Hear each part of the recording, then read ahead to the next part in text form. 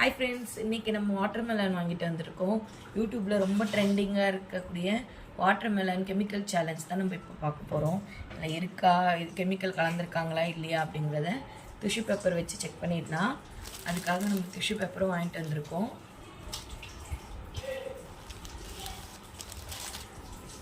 ஒரு tissue paper எடுத்துகிட்டு அதை மேலே டேப் பண்ணால் அந்த கெமிக்கல் கலந்துருந்தாங்கன்னா இதில் ஒட்டி இது ரெட் கலராக ஆகும்னு சொல்கிறாங்க. பார்க்கலாம்.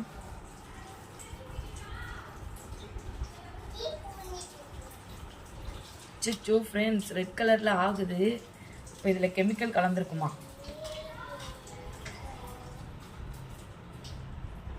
இல்லை, ஆக்சுவலாக இது நார்மலான வாட்டர்மெலன் தான்.